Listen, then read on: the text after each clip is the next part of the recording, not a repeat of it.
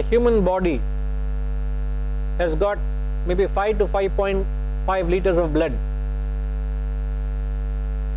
Any healthy human being has got a 5.5 liters of blood. And you know how much distance does it travel in a day? Any guess?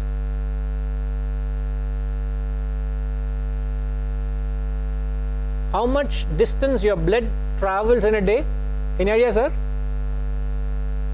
Enama? Avada?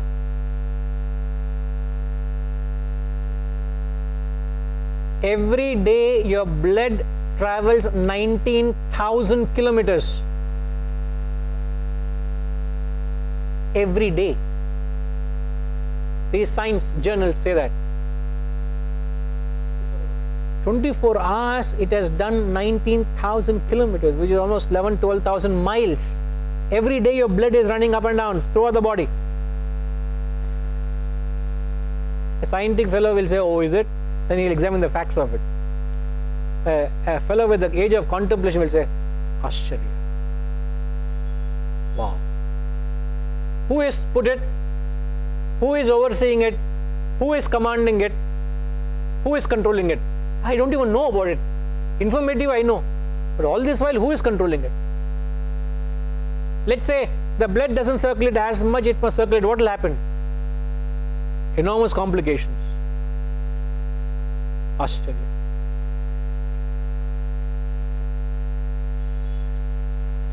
I can go on. I'll give you another point which is staggering. You know, I watch a lot of National Geographic. This is pure philosophy. It is philosophy. Many years ago, I saw a documentary on King Cobra. It's the king of snakes, as you all know.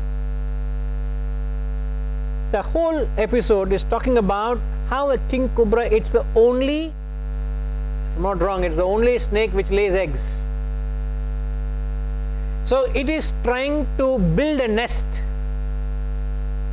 Imagine a king cobra builds a nest of this height with dry leaves of a bamboo area.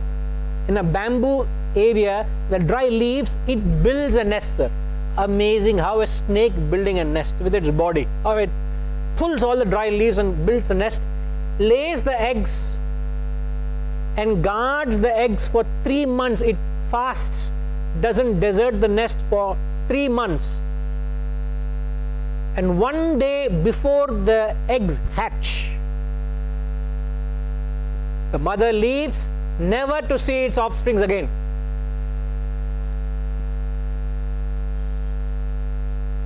If that is not a wonder, then the scientists explain why the mother leaves, never to meet its offspring. And you know why the mother leaves? One day before it leaves, because by nature a king cobra is a snake eater. So the moment it sees the offspring, it will eat it by nature. So to protect it from eating its own little ones, it leaves one day before. Who plants that? Who says that you got to leave? What calendar are you talking about? What planetary system are you talking about? A snake, who has planted that thought?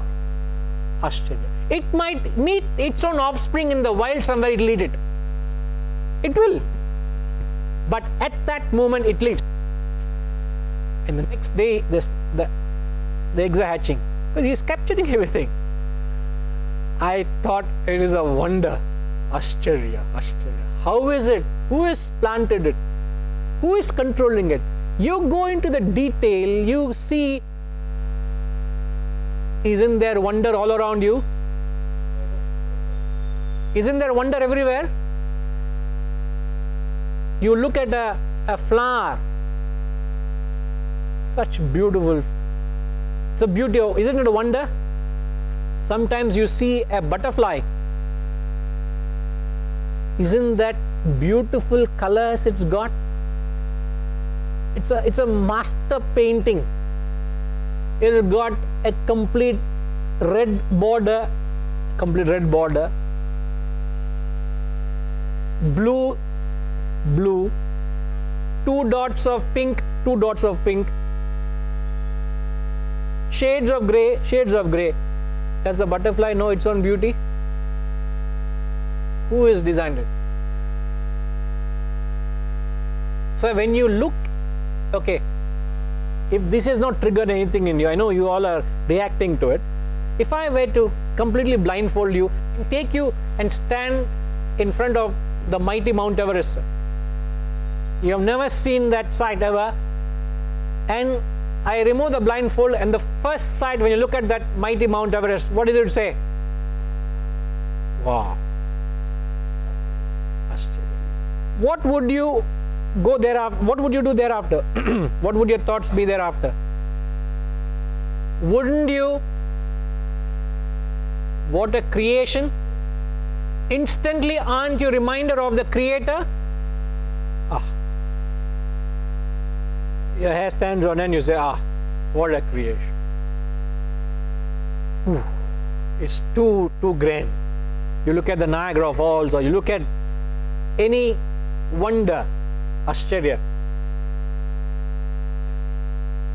So there are experiences in your life that can remind you of the Creator. One sees this as a wonder, also another speaks of the wonder, another hears of this wonder, yet having heard, none knows this at all. So there is wonderment where? In the flower blossoming, in the examples I've taken, in the butterfly, in the snake, in you, the blood circulating 19,000 kilometers every day, my God. Even in your sleep it's happening. Not a joke, 19,000 kilometers. Huh? Imagine. Huh? Look at every particle, everything that's happening, it's because of what? Isn't it Ascharya, wonderment?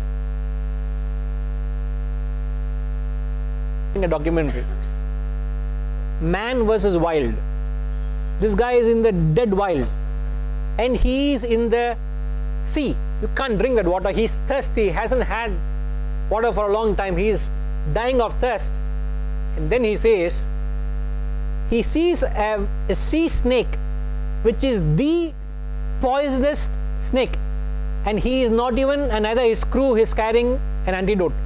If that snake strikes, the matter of minutes he'll die, certain. And yet he is swimming behind the snake.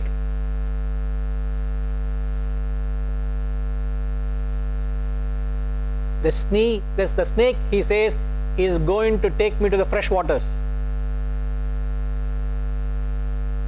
So from the sea, it is going to the point where the fresh water is merging into the sea.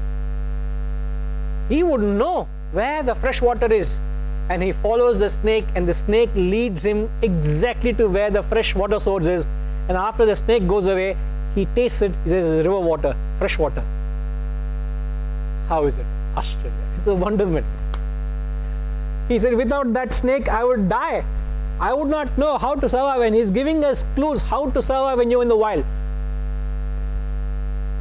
Bear Grylls, his name. Watch his document. Outstanding. There are certain sections you can't stand how he does certain things, but it is all wonderful.